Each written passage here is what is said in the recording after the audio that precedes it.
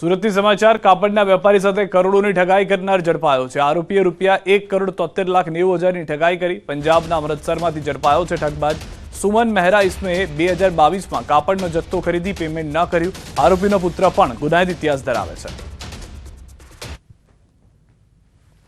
Silk city તરીકે ઓળખાતા સુરતના ટેક્સટાઇલ ઉદ્યોગમાં છેલ્લા લાંબા સમયથી ઘોડા બેસાડવાની એક પ્રથા છે। એટલે કે નકલી વેપારીઓ બેસે છે, સુરતના વેપારીઓ પાસેથી માલ ખરીદે છે અને પૈસા આપવાનું આવે છે, ત્યારે દુકાન બંધ કરીને ફરાર થઈ જાય છે। આવી જ એક ઘટના સુરતમાં સામે આવી છે। પિતા પુત્રની જોડી દ્વારા 1 કરોડ કરતાં વધુનો માલ ખરીદ્યા બાદ પેમેન્ટ આપવાના સમયે દુકાન બંધ કરી ફરાર થઈ ગયા હતા। જોકે આ પિતા પુત્ર વિરુદ્ધ સુરતના ઇકોસેલમાં ફરિયાદ નોંધાતાની સાથે ઇકોસેલ પોલીસ દ્વારા પુત્ર તો હાથમાં ના લાગ્યો પણ પિતા સુમનની ધરપકડ પંજાબના અમૃતસરથી કરી છે। ખાસ કરીને છેલ્લા લાંબા સમયથી આ પ્રકારની ફરિયાદો સામે આવતી હોય છે અને પોલીસ દ્વારા આવા વ્યક્તિઓની ધરપકડ કરવામાં આવે છે। કહી શકાય કે સુરતમાં એવરેજ આ પ્રકારની ઘટનાઓમાં 5 થી 7 ગુના દરરોજ દાખલ થાય છે, પણ કાપડ બજાર એટલું મોટું છે કે અહીંયા ઠગોની કમી નથી। ત્યારે કહેવાય છે કે લોભિયા હોય ત્યાં દુતારા ભૂખ્યા નથી મરતા।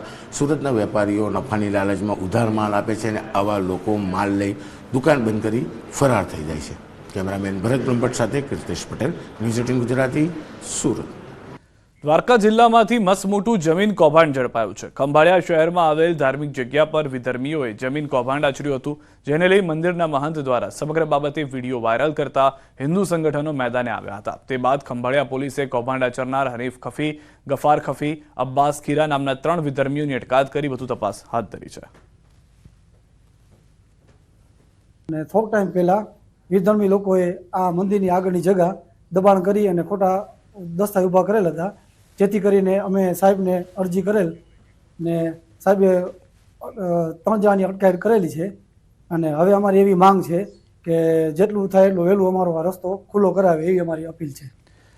દ્વારકામાં કરોડોની છેતરપિંડી કરતી ગેંગ સક્રિય છે, જેઓ પોતાના એકાઉન્ટમાં 48,000 કરોડ રૂપિયા જમા થયા છે અને તે એકાઉન્ટ આરબીઆઈ દ્વારા સીઝ કરવામાં આવ્યું છે તેવી જાહેરાત કરી લોકોને ઠગતા હતા।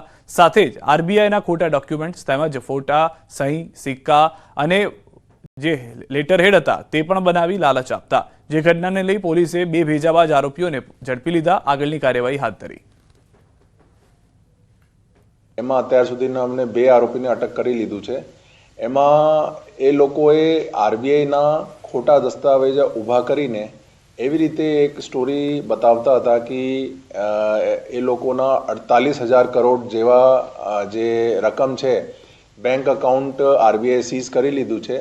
એને અનફ્રીઝ કરવા માટે અગર સામાવાળા જેના સાથે છેતરપિંડી થાય છે એ લોકો એક મોટી અમાઉન્ટ અગર ફાઇન આપી દે તો એમાંથી જે અનફ્રીઝ થશે 48,000 કરોડ, એમાંથી જે છે અમારા જે ભોગ બનાર છે એનામાંથી એને એ ફાયદા મળશે। સુરતમાં ભર શિયાળે પડ્યો છે ભૂવો। પાલ વોકવે ખાતે ફરી પડ્યો છે ભૂવો। ભૂવા પડવાના લાઈવ સીસીટીવી સામે આવ્યા। એક જ જગ્યાએ 7મી વખત ભૂવો પડતા ખળભળાટ મચી ગયો। 3 મહિના પહેલા પણ પડ્યો હતો ભૂવો। મહાનગરપાલિકાની રિપેરિંગ કામની પોલ ખુલી ગઈ છે। ગત રાત્રે ભૂવાના કારણે 3 વાહન ચાલકો પણ પટકાયા હતા।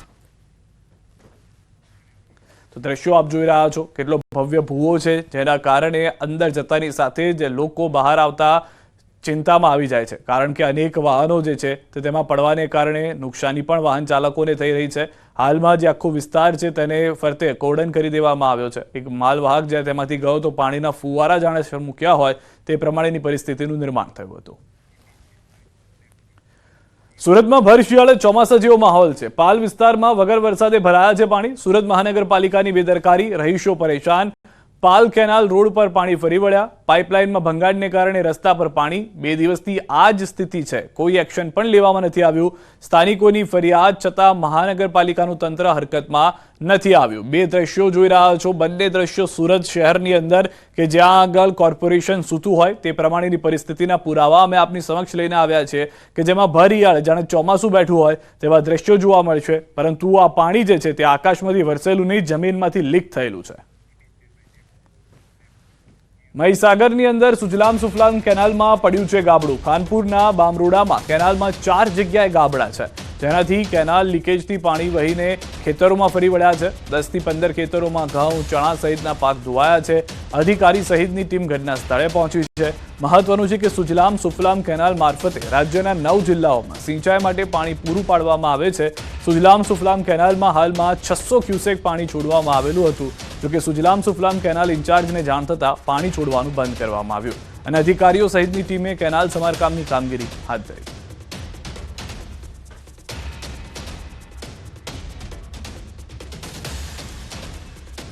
આણંદ જિલ્લામાં તાપમાનનો પારો નીચે આવતા બીમારીઓનું પ્રમાણ સતત વધી રહ્યું છે. શહેરમાં શરદી, ઉધરસ, તાવના કેસો સતત વધી રહ્યા છે, જેને લઈ હોસ્પિટલોમાં પણ દર્દીઓને લાંબી કતારો લાગી છે. આ સાથે અસ્થમાના કેસોમાં પણ વધારો થયો. જ્યાં આ દ્રશ્યો આપ જોઈ રહ્યા છો તે પ્રમાણેની પરિસ્થિતિનું નિર્માણ થઈ રહ્યું છે. અમારી ઓપીડી 2094 છે, એક અઠવાડિયાની ઓપીડી, જેમાં અમારે 107 દર્દીઓ એક્યુટ રેસ્પિરેટરી ઇન્ફેક્શન વાળા નોંધાયેલા છે. બાળક દર્દીઓની જે 2000ની ઓપીડી છે એમાંથી 700ની ઓપીડી બાળક દર્દીઓની છે અને જે 107 જે કેસ નોંધાયા છે એમાંથી 50 એક્યુરેટ રેસ્પિરેટરીના જે દર્દીઓ છે ઓપીડીમાં નોંધાયેલા એ બાળકોના છે. છોટાઉદેપુરના નસવાડીમાં સામૂહિક આરોગ્ય કેન્દ્રમાં એક સાથે 90 મહિલાઓને ફેમિલી પ્લાનિંગના ઓપરેશન માટે લાવવામાં આવી. આરોગ્ય કેન્દ્રમાં 30 બેડની સુવિધા સામે 90 મહિલાઓને બોલાવાઈ. છોટાઉદેપુર જિલ્લામાં ફેમિલી પ્લાનિંગના ઓપરેશન માટે સર્જન ન હોવાથી નર્મદા જિલ્લામાંથી બોલાવવામાં આવે છે. બીજા જિલ્લામાંથી સર્જન આવતા હોવાથી મહિલાઓને એક સાથે બોલાવવામાં આવે છે અને ઓપરેશન કરવામાં આવે છે. જોકે ઓપરેશન કર્યા બાદ આ મહિલાઓને ક્યાં સુવડાવવામાં આવશે તે સવાલ છે. આદિવાસી વિસ્તારમાં આરોગ્યની સુવિધાઓ કથળી રહી હોવાની સ્થાનિકોની રજૂઆત છે. નસવાડીમાં મોટી હોસ્પિટલમાં બનાવવામાં આવે તેવી પણ માંગ ઉઠી રહી છે. કે હોસ્પિટલમાં 30 જ બેડ છે અને 90 જેટલી બહેનોનું ઓપરેશન કરવું છે. તો પ્રશ્ન એ છે કે આ કેવી રીતે બહેનોનું એ કરશે, બરાબર? અને સરકાર પાસે માંગણી એવી છે કે જે બહેનો છે, બરાબર, એમને આ બેડની સુવિધા વધારે. આપણે સર્જન ડૉક્ટર છે તે ગરુડેશ્વરથી આવે છે, બરાબર. આપણા તાલુકામાં કે કોઈ સર્જન ઉપલબ્ધ નથી, એટલે બહારના જિલ્લામાંથી કે તાલુકામાંથી આવે છે. અને આપણી હોસ્પિટલ અંદાજિત 30 બેડની છે, બરાબર. તેમ છતાં આપણે પૂરેપૂરી વ્યવસ્થા કરશું કે કોઈને ખાટલો બાકી ના રહે, ગાદલું પણ મળી જાય. પૂરેપૂરી વ્યવસ્થા બહારથી ગાદલા પણ અરેન્જ કરી લીધા છે, એટલે દર્દીને અગવડતા ના પડે એ માટે પૂરું ધ્યાન રાખવામાં આવ્યું છે. આઈઆઈએમ અમદાવાદના વિદ્યાર્થીના આપઘાતની ઘટનામાં મૃતકના પિતાએ માનવ અધિકારના દ્વાર ખટખટાવ્યા છે. ગાંધીનગરમાં માનવ વિદ્યાર્થીના પિતાએ માનવ અધિકાર આયોગમાં કરી છે રજૂઆત. મોતની તપાસમાં આઈઆઈએમ મેનેજમેન્ટ ફેલ ગયું હોવાનું વિદ્યાર્થીના પિતાએ આક્ષેપ કર્યો છે. આઈઆઈએમ મેનેજમેન્ટનું પિતા પર મીડિયા સાથે વાતચીત નહીં કરવાનો દબાણનો આરોપ મૂક્યો. વિદ્યાર્થીના પરિવારજનોને સમગ્ર કેસની પોલીસ તપાસ બાબતે અસંતોષ વ્યક્ત કર્યો. મોત મામલે નિવૃત્ત જજ દ્વારા યોગ્ય તપાસ કરવા વિદ્યાર્થીના પરિવારજનોની માંગ ઉઠી છે. टॉटिंग पहले दिन से जो बोल रही आज भी वही बोल रही. सर पुलिस ने प्रॉपर इन्वेस्टिगेशन नहीं किया. मैं रिक्वेस्ट करता हूं सर कि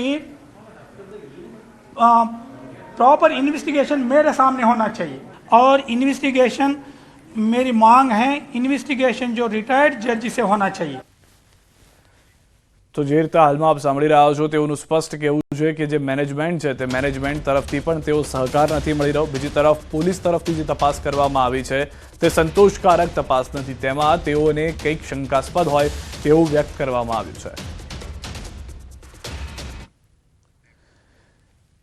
જામનગર મહાનગરપાલિકાની સામાન્ય સભા મળી. કુંવરબાઈ જૈન ધર્મશાળા ખાતે જેએમસીની સામાન્ય સભા મળી હતી.